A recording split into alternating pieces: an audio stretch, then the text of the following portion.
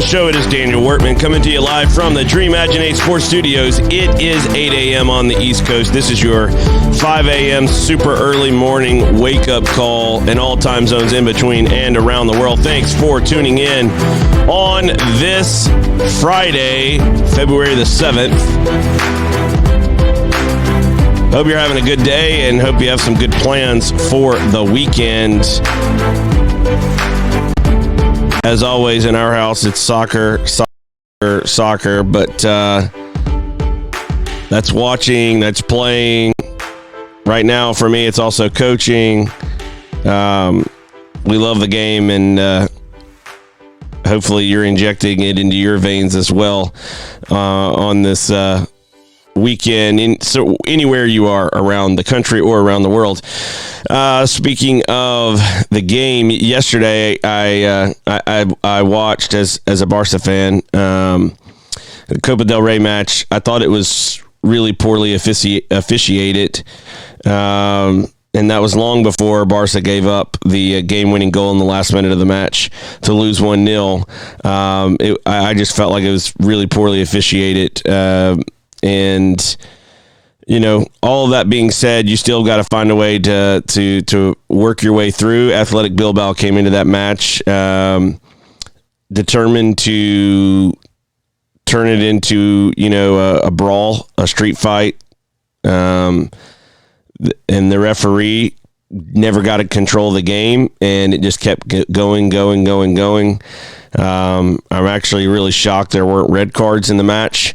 All that being said, Barcelona still had some chances, didn't convert.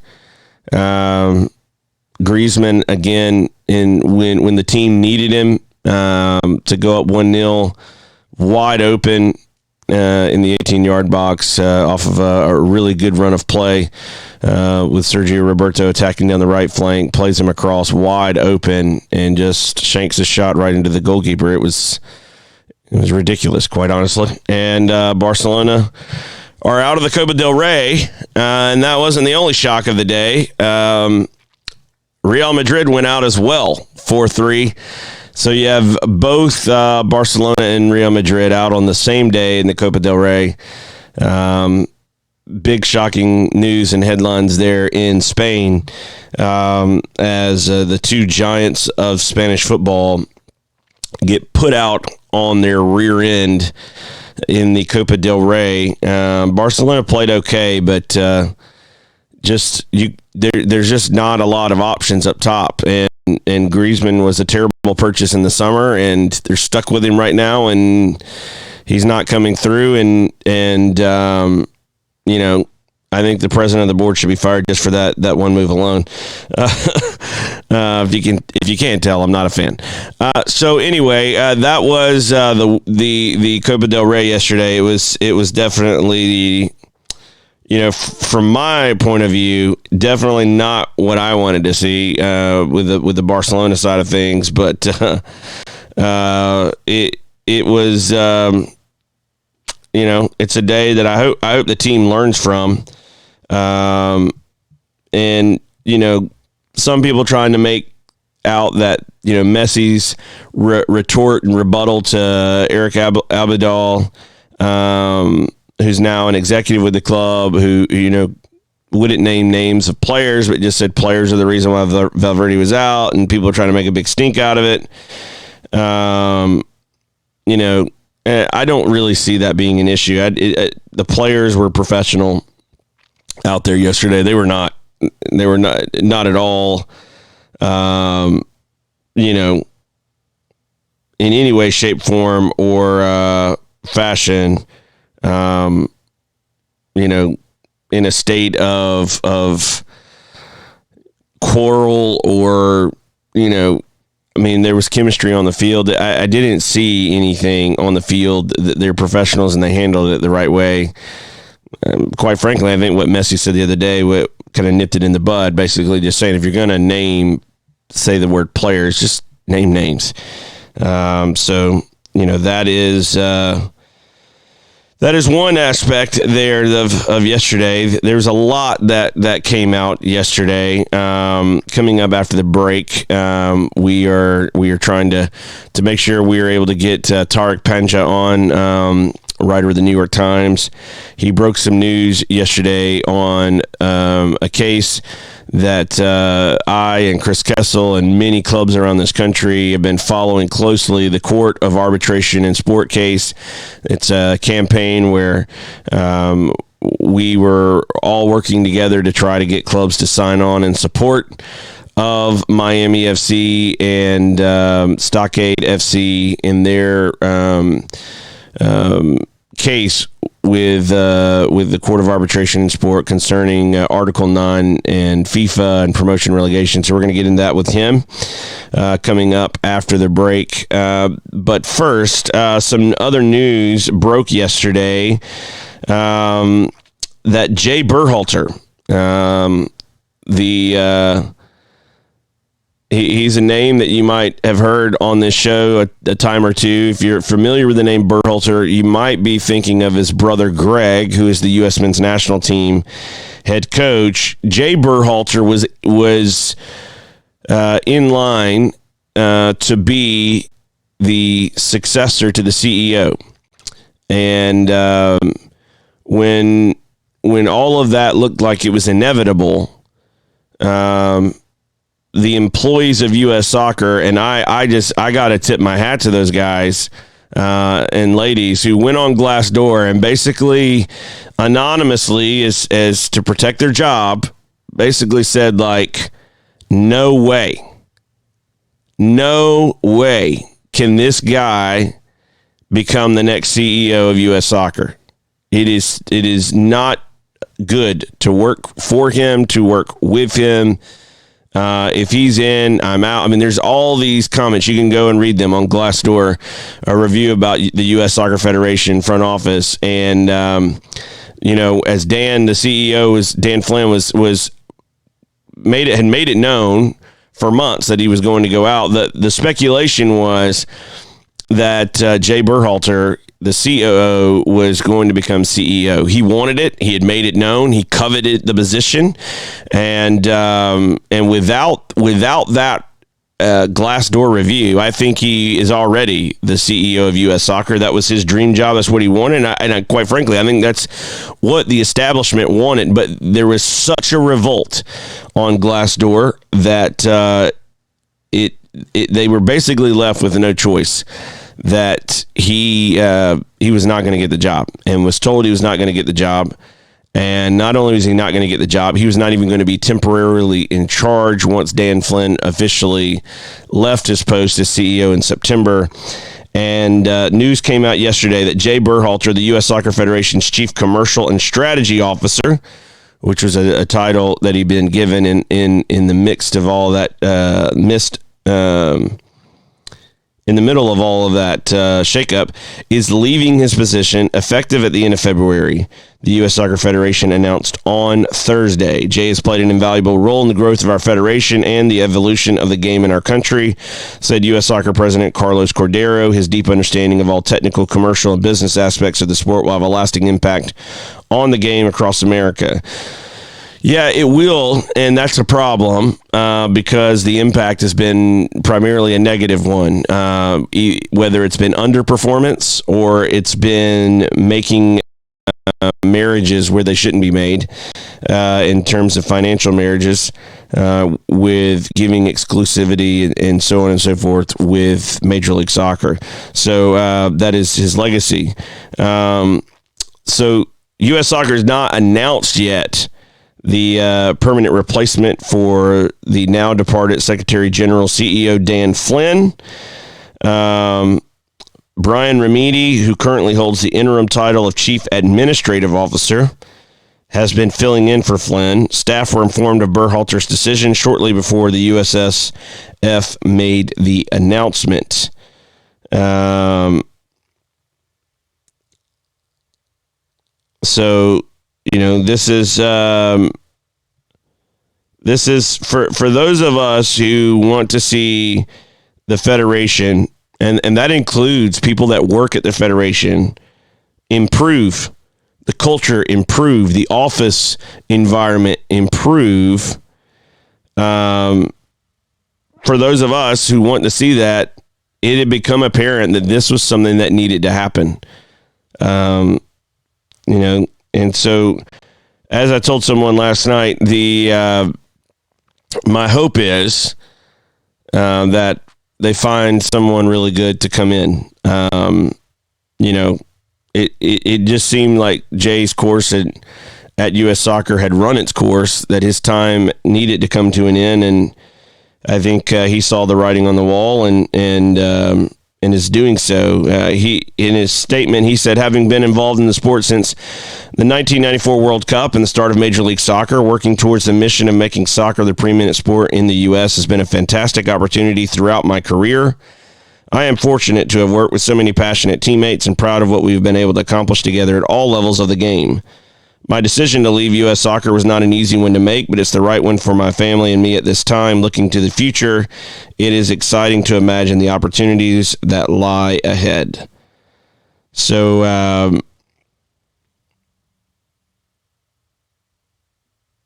there you go. There you have it. Jay Berhalter out at U.S. Soccer. He is going to be stepping down officially at the end of February. Best of luck to him in his new ventures. I think it's best for everyone that he gets a fresh new chapter, and U.S. Soccer it does as well.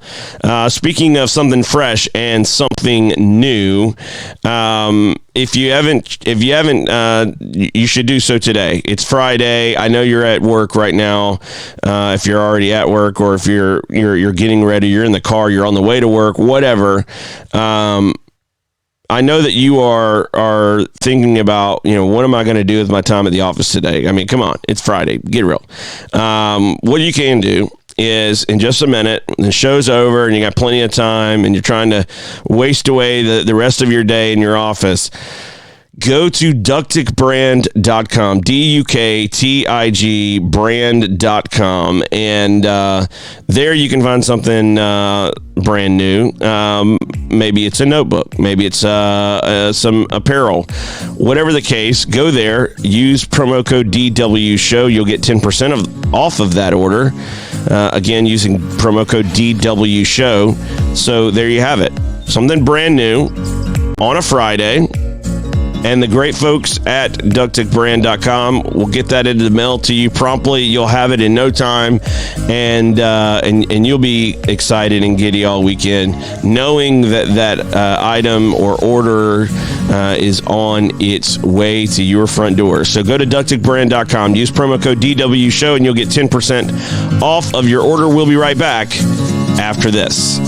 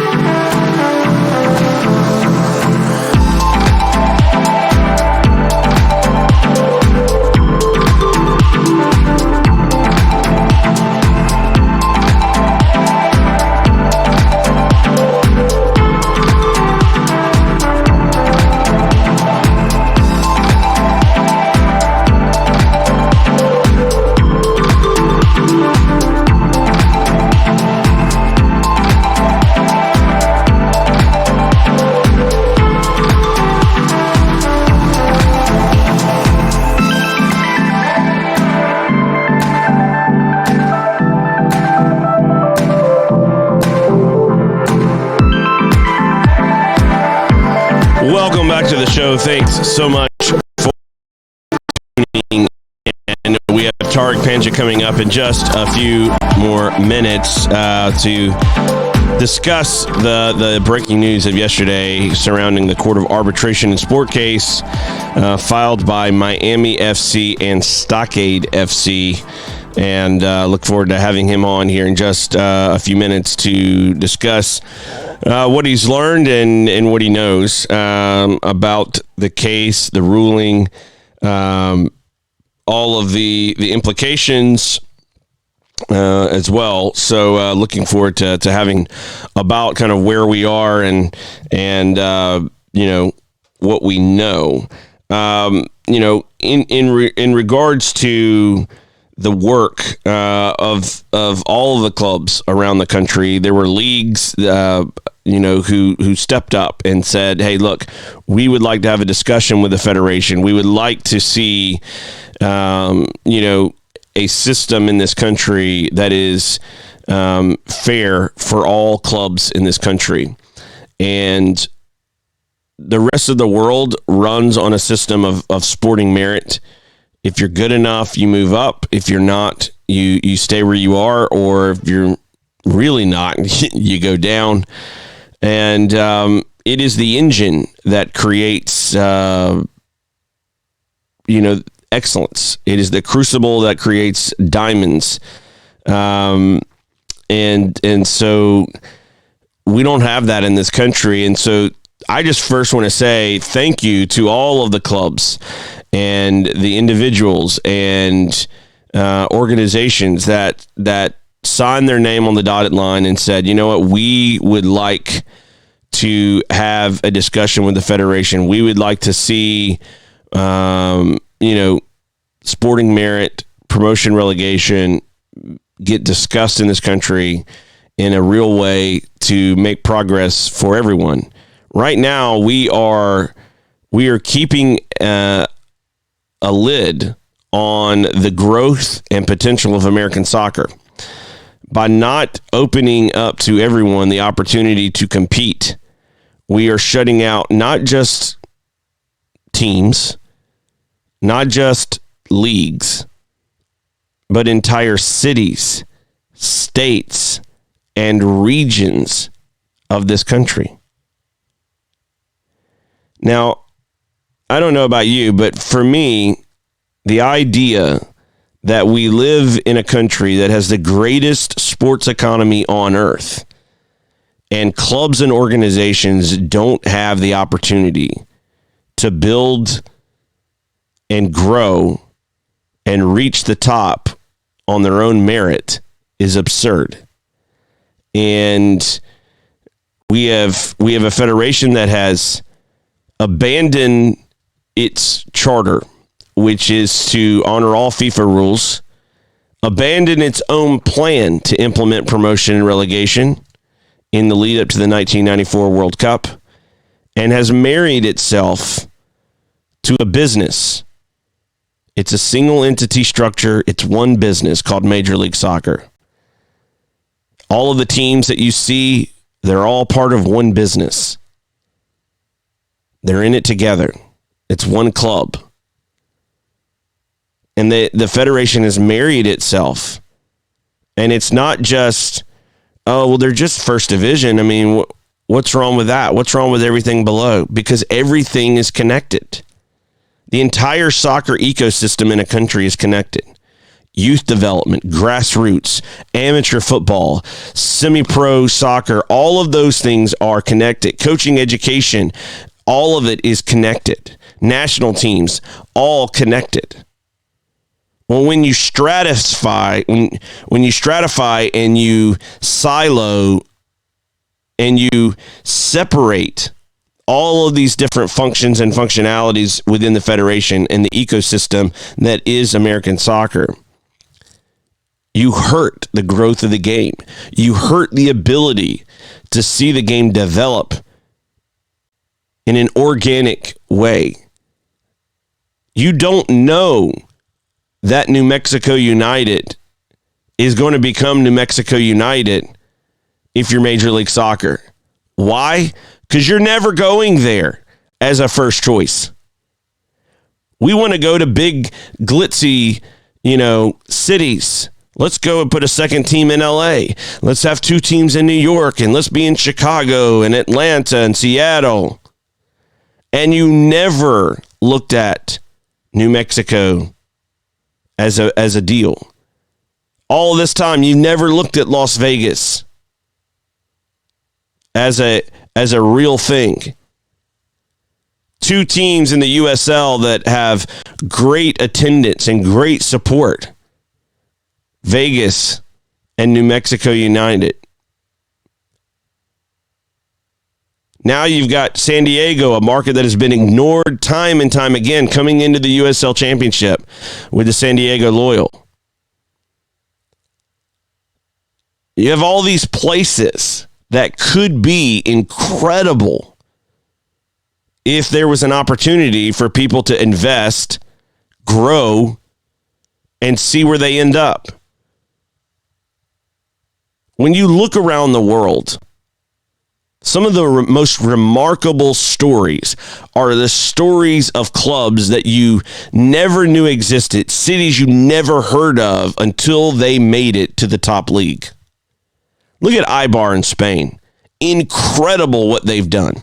They're in a town of like 35, 40,000.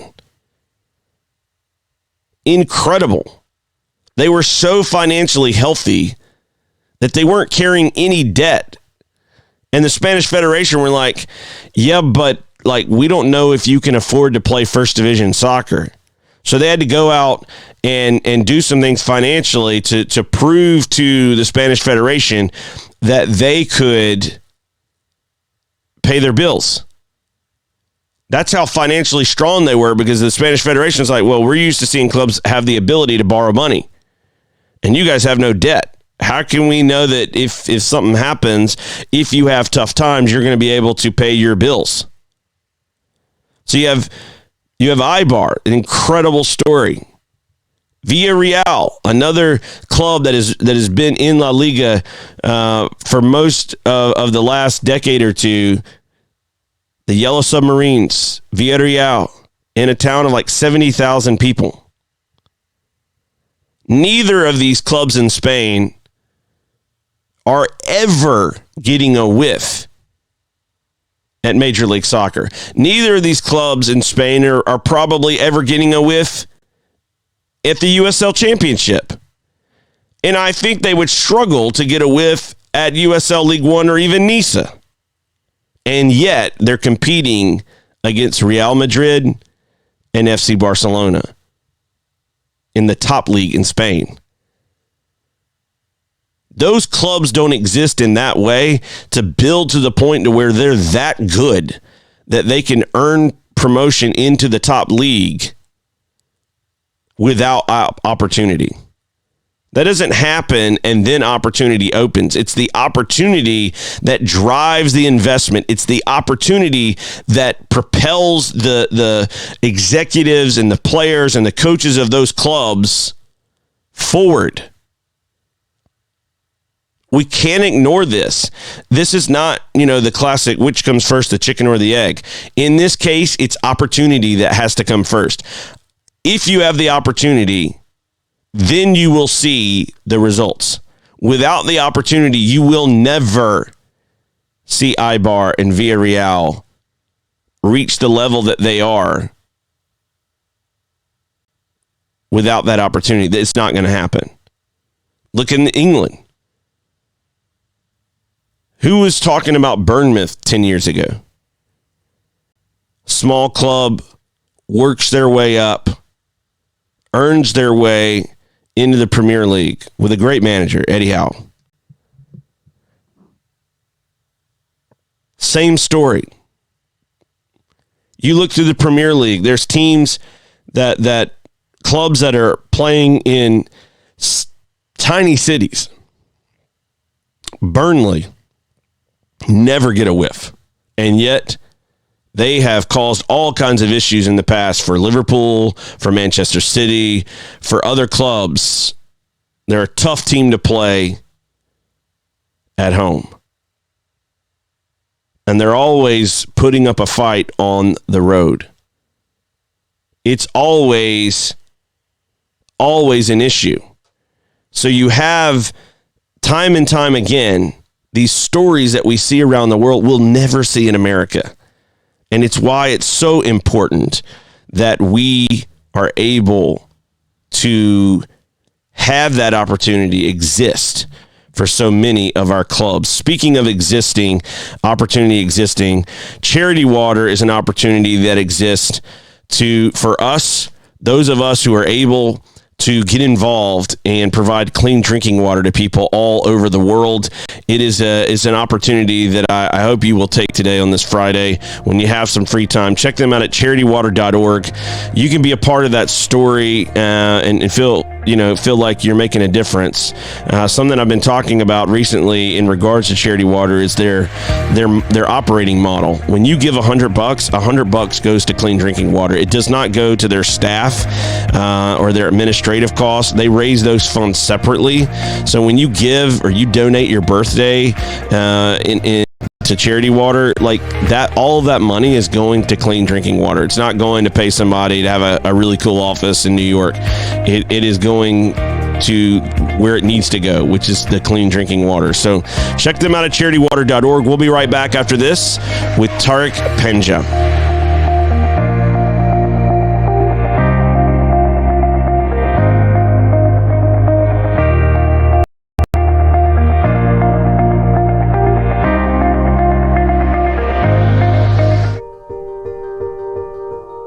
No one, no man, no woman, no child should ever have to drink green water with bugs, with algae, with disease in it. Bad water and a lack of toilets kills more people than all the wars in the world. We know how to bring clean drinking water right now to every single person on earth. And when you can bring water into communities, it truly transforms them. It changes everything. You could know that you'd made a difference. You could know that you had truly impacted the life of a family, of a community, of a region. There was either clean water or there wasn't. We believe in a world where every single person has clean and safe water to drink, and we will continue fighting until that happens.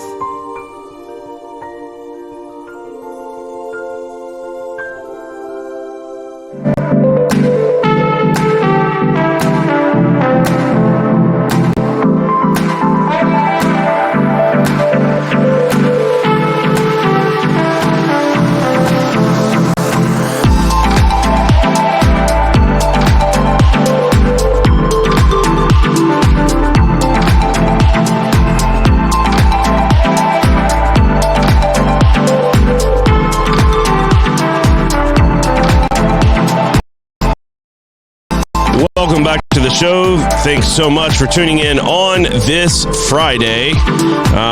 We are delighted to have joining us Tariq Penja, global sports reporter. Yesterday, breaking news about the Court of Arbitration in Sport case. Tariq, welcome to the show. How are you this morning? Yeah, fine. Good to be with you.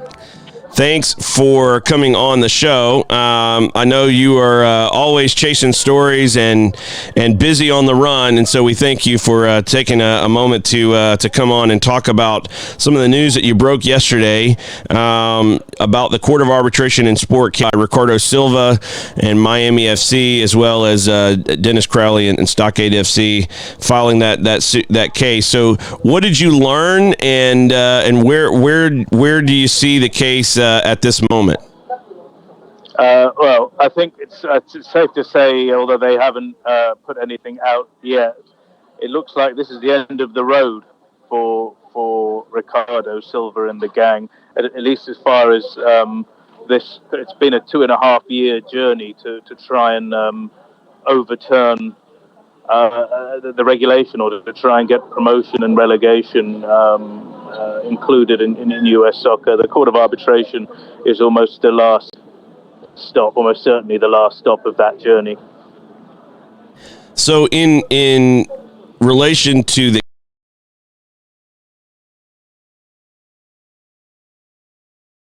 verdict, what did you learn any specifics or any glean any revelations in terms of what was actually ruled? Like, what was the final ruling, and did that kind of say anything about, let's say, FIFA's view on the case or U.S. Soccer's view on the case? Obviously, we know where Ricardo and Dennis stood on the case because that they were filing it of Article 9 within U.S. Soccer. But did you learn anything about the ruling itself and where FIFA and U.S. Soccer landed on the issue? Yeah, I think the kind of most interesting and most important part of this goes beyond the case as it relates to Miami FC and Ricardo Silva, etc. The CAS, which is the top sports court, it ultimately decided that FIFA has primacy over how it over its own rules, how it interprets its rules, because the case that Ricardo and had brought was essentially over a statute that said footballing performance must dictate who plays in the top league, etc. Hence this pyramid system, and FIFA's Article 9 kind of says as much, that you can't essentially get yourself placed into a higher league for any other reason than sporting merit. Whereas in the States, you kind of buy your way into the Major League Soccer as an expansion team, right? That, if you look at it on paper, would be in breach of those regulations. However, FIFA and US Soccer reminded the court that they kind of had an informal exemption from this, that Chuck Blazer, notorious Chuck Blazer, I guess, after what happened in 2015 with the FIFA case, etc., had spoken to FIFA and said, well, can we have an opt-out for US Soccer, which essentially was Major League Soccer, which was starting out then essentially a closed league. And they kind of agreed, but they didn't put it in the statute. He said, can you get a statute change? And they said no. FIFA said, well, in this case just now, it said, look, this rule is for promotion and relegation where it exists. That's not actually in the statute, but that's what was meant by the statute. And the court agreed with them. So basically it says, look, FIFA, they're your rules. You've interpreted them this way, and we agree with you. So moving forward, if any kind of challenges are brought to FIFA's rules and regulations, what it tells us is there is some precedent here now to say that, well, FIFA kind of gets to decide what happens regardless of who the litigant is. So basically, there's a, if I understand you correctly, there are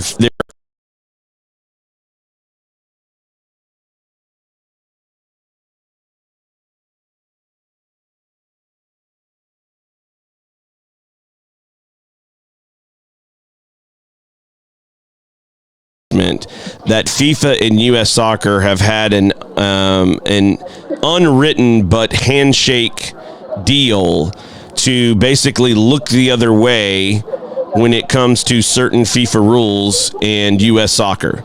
Certainly in this, basically, it's to do with two executive, I mean, it's minuted. There were two executive committee meetings in, I think it was 2007, where Chuck Blazer kind of asked for this opt-out, and it kind of agreed in that. Chuck Blazer asked for a written opt-out, i.e. in the FIFA statute itself, to have language written inside the rules, and FIFA said that it didn't think that was appropriate. What's also interesting is FIFA has since written to Australia and said it wants them to adopt promotion and relegation in the A-League, which is kind of diametrically opposed to what's just been agreed in the States, right? Because the A-League is also a closed league, and I know I've seen a letter, and there's reference to a letter in this case of FIFA writing to Australia to say we expect you to have promotion and relegation. Of course, at the moment there isn't. So you're seeing almost a horses for courses approach in some cases. That said, in like 99% of the world, there is promotion and relegation, and I can't see people rolling back on that. If, for example, Spain said we want to have a closed La Liga and we don't want promotion and relegation ever again, I can't see people bowing to that. But again, it does create a little bit of uncertainty where the rules are concerned, because if things aren't written and if they're agreed, say, by the executive committee in this way, it does raise the challenge, raise the prospect of what else could happen in the future to the sport. Could there be, there's a lot of talk at the moment about like a breakaway Super League across Europe or cross-continental leagues like Gianni Infantino is talking about. So it kind of sets a precedent for those that, if anyone had a legal challenge to those, people could point to this and say, well, look, CAS has said, look, we're the sole arbiters of our own rules and we think it's okay. So, one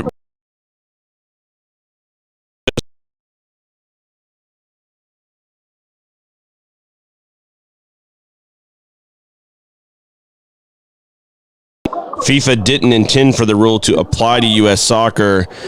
How does that statement ring true when the rule was passed and Chuck Blazer had to ask for an exemption? Wouldn't that say in its very nature that it was intended for everyone, as we've seen you brought up recently here with Australia, that it was in fact applicable to every single federation, and it required, even though he didn't get the written exclusion, he at least got the handshake deal to basically say we'll look the other way when it comes to U.S. soccer and its closed leagues. Well, to be clear, it was written in a sense because there's minutes of the meeting, so they have these minutes were brought up in this court case. So, but although there's not a signed contract, there is minutes where they had a vote and they agreed to this within the executive committee. And the other thing is, the only reason this came up in 2007 was a Spanish fourth division team tried to buy a second division team and change that team's name. So buying its way into a promotion, as it were. That's the reason why FIFA actually wrote this down as a statute in 2007. Because before it, there was no written rules on promotion and relegation until 2007. It was just kind of accepted practice in most of the world that this is the pyramid of football, and this is how teams get promoted and are rewarded just through on-field success. It had to be done because of this case in Spain in 2007. So, looking at the precedent, looking at the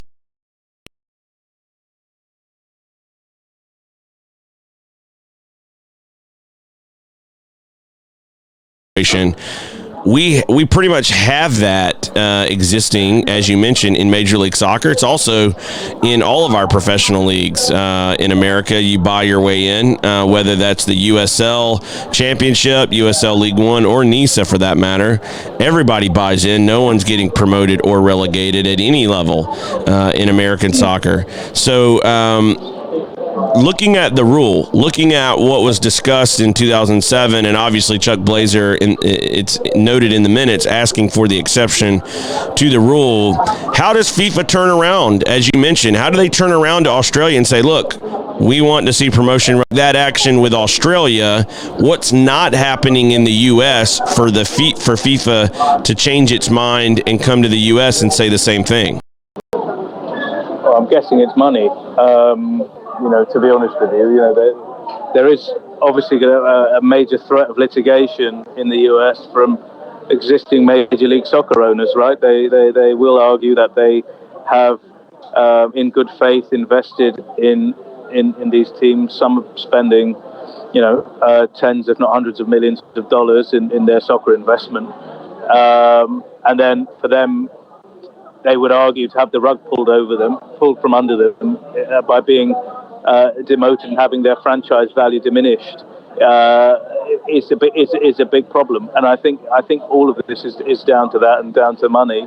And of course, the US is a big, important market for FIFA with the World Cup coming in mind. There are actors and stakeholders there you probably don't want to upset, which probably isn't the same in Australia. In 2015, the Australia case happened because there was a complaint made by someone who was had set up a Division 2 in Australia, and was complaining because the A-League at the time, and I don't know the status of this, had said the members of the A-League can be members, sign a contract up until 2036, thereby there being no promotion and relegation. And in FIFA's response to them, it said, in line with our earlier correspondence to this matter, we remind you that the principle of promotion and relegation is of fundamental importance to FIFA and is a mandatory principle binding on all FIFA member associations,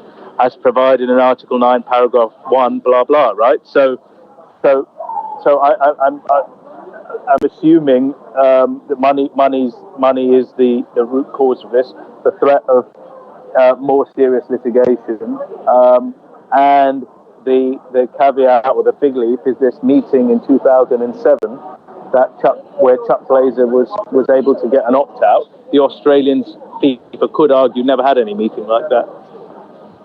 So looking at the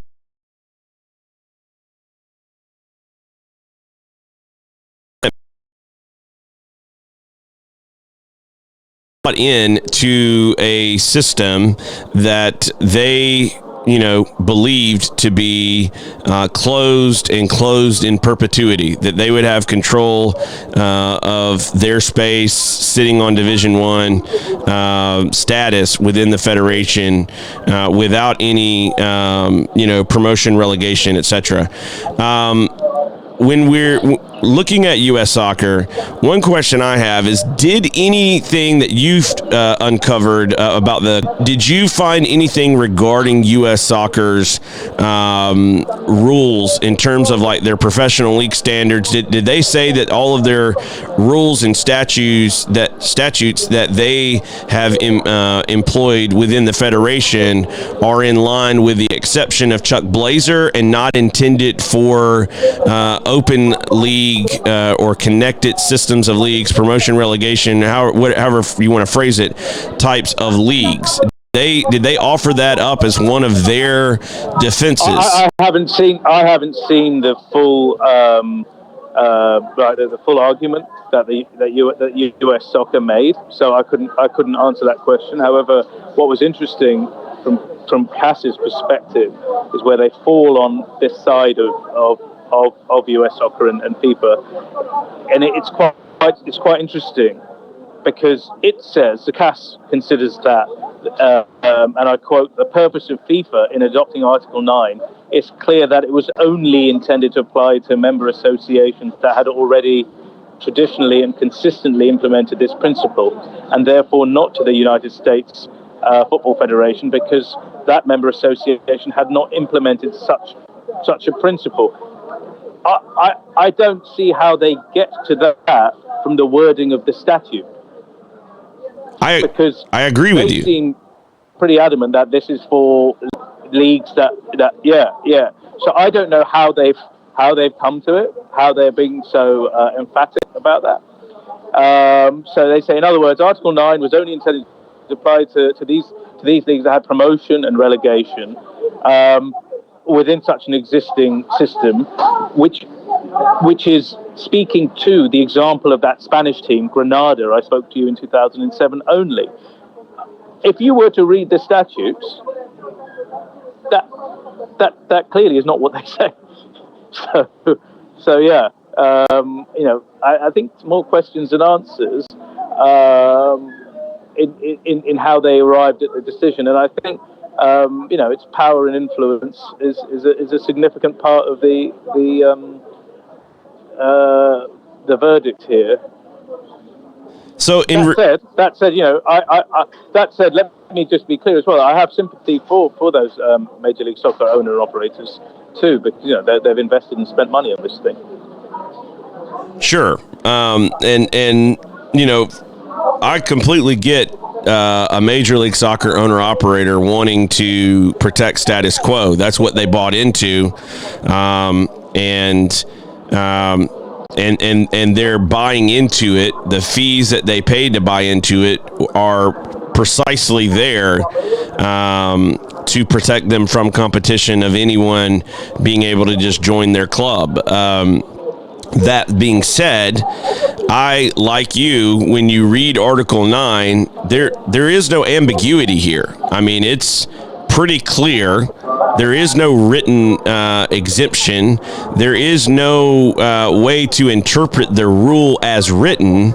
Now, I get the behind the scenes, the handshake deals, all the things FIFA are notorious for trying to do in the shadows. But in the actual rules, as you stated, there is no gray area. I mean, it's clear everyone is supposed to implement the rule. The fact that they have come at Australia, who set up a league inspired by Major League Soccer, the A-League, and we're attempting to replicate what America was doing and not the rest of the world, and they've come down on them saying, nope, that can't happen. You guys have got to open up and be a part of a connected system. And then to turn around in this case, it's obviously a head scratcher for those of us following the case as to how you can jump from what seems to be a very clear black and white rule, the letter to Australia saying, hey, you've got to get your house in order in regards to promotion, relegation, and sporting merit. And then you turn around to U.S. Soccer and say, hey, we gave them an exemption and we actually didn't mean for this to apply to them, is a bizarre turn of events. In terms of going forward and rules, and you spoke at the top about the precedent here, that basically FIFA can, when challenged, can basically just fall on this excuse like, it's our rules, we can just tell you what we think about them and you're just going to go with it. In regards to rules of U.S. Soccer, does it look like, from what you've learned so far about the case, that FIFA is allowing U.S. Soccer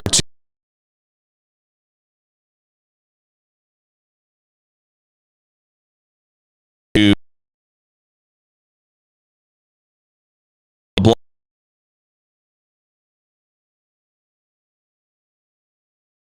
promotion and relegation being a part of any, the US soccer scene anytime soon? Yeah, that ain't happening. So yeah, that ship has sailed.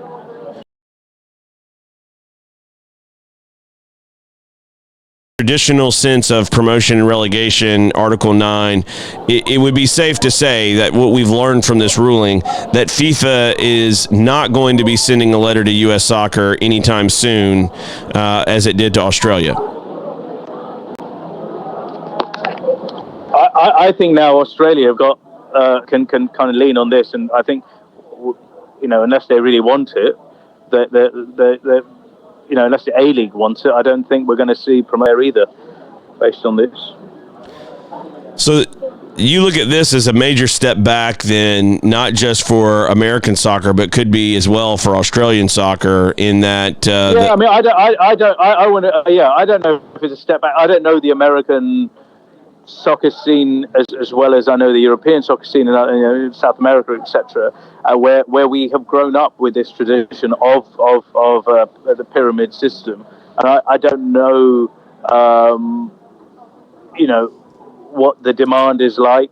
I know there are evangelists for it in America, but if you guys have grown up with it in other sports, if that's the way that the majority of people want it and consume it, then that's what it is.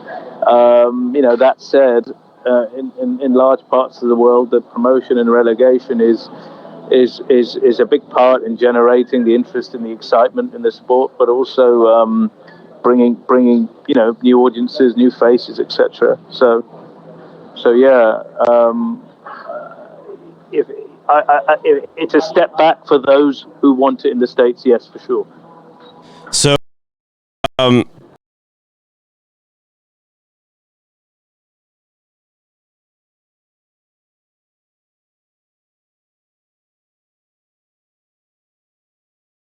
arbitration and sport ruling. Have you heard anyone else make any comments, either on the record, off the record, about what they have observed with this case? No, I don't think a lot of people were surprised, because it's the power dynamics as well, isn't it? You got this is kind of the governing body itself. It was always going to be a tall order for Ricardo Silva, a private operator, coming up against the governing body of the sport globally, the governing of this body of the sport regionally. America, one of the biggest kind of, at least from a financial point of view, one of the biggest markets for the sport.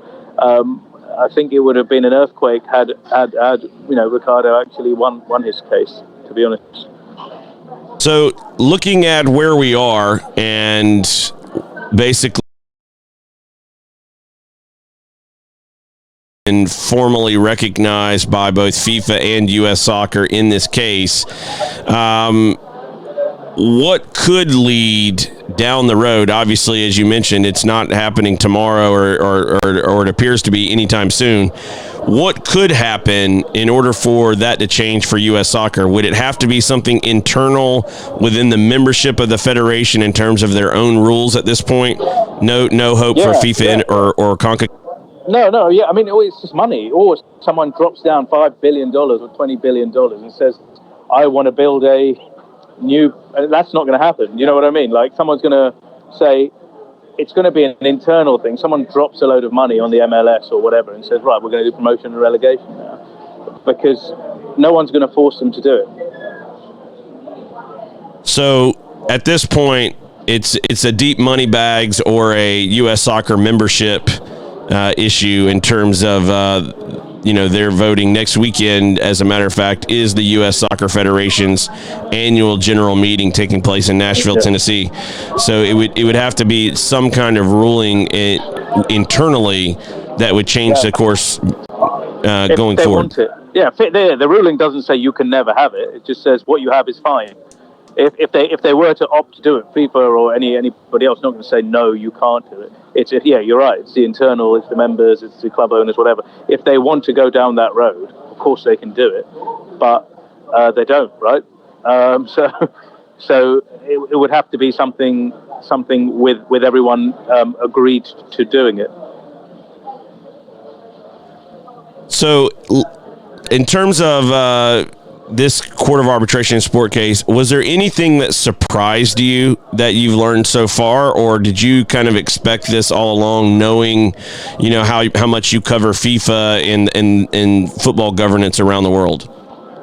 Yeah, and also there's a track record in terms of CAS cases. The governing bodies rarely lose. So the nature of CAS is funded by the governing bodies themselves. Not that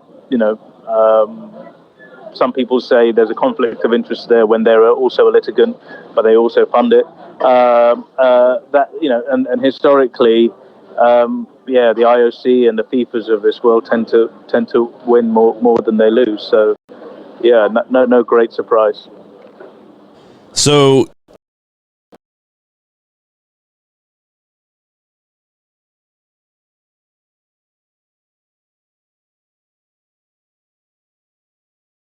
going forward, it's not going to happen in that way for someone like Ricardo and his club Miami FC.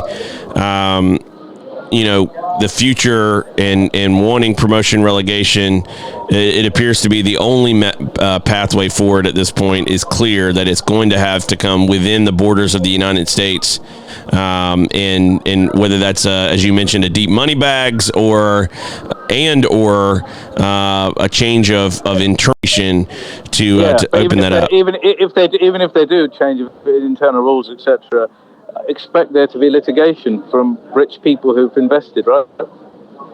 You know, they will not just sort of say, all right, you've changed the rules, sorry, we will abide by that. If they are not part of the decision-making process, expect them to be litigious about any outcome that's going to hurt the bottom line for them.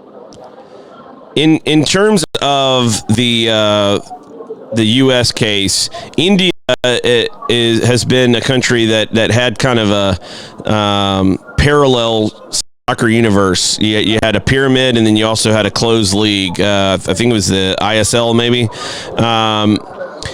Is that something that could be a possibility here in the United States, that a separate system is created apart from the closed leagues, so the closed leagues are able to continue to operate how they want to?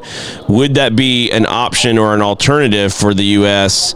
To be able to have a system that would be connected through the principle of sporting merit apart from Major League Soccer? It depends. Again, I think a lot of this to do now with any operator who wants to create anything would have to be able to finance it. And if the money is right, in India you had a very difficult situation where you had an investor come in and create a new league overnight, like a very short run competition really over a couple of months. Then you had a historic underinvested national league. And they've had a kind of they've been running parallel to each other, but that hasn't been a very smooth process either. And I think that still needs to be resolved one way or the other. But it always comes back to what does the market want? It's very hard to impose rules and then create something if there isn't a fan base for it, or if there isn't a television company backing any of these things. What it's not going to say is it's not going to stop groups of people creating competitions to play soccer, right? Because essentially this is it's just a sport, and you can make it as professional as you like. You can create a pyramid, and or not. Basically, everything's on the table. But as far as I'm concerned, when it comes to the US, Major League Soccer is going to be the unparalleled, unrivaled top flight of US soccer for years to come, unless something major happens, someone significant decides they want to do something else, be that a TV company, be that the groups of owners themselves, or an outside investor. Otherwise, you're going to have the status quo, and I guess you guys are going to have to try and enjoy that. Well, as a Barcelona fan,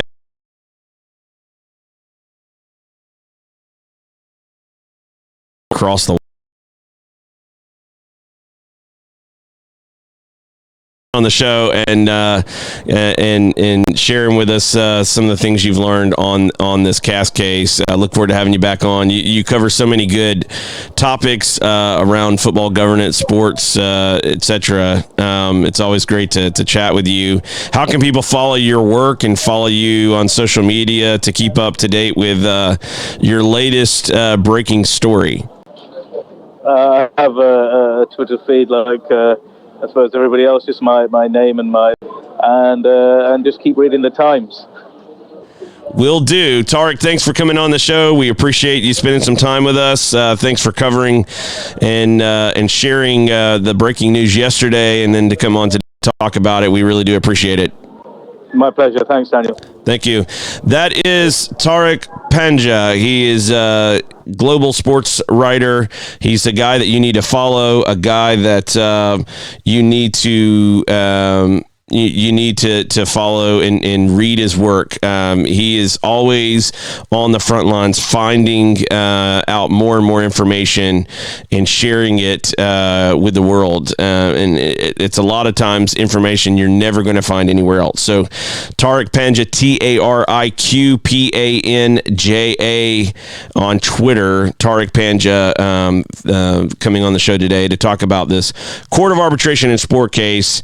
It is a situation here in the States where it looks like the only path forward is an internal path forward, because FIFA is not going to step in and follow their own rules. They are going to allow U.S. Soccer to do whatever they want to do. That is our show for today. Hope you've had a great week. Hope you've enjoyed your week, and hope you got great plans for the weekend. Thanks for tuning in each and every day. We look forward to seeing everyone again next Monday. Goodbye.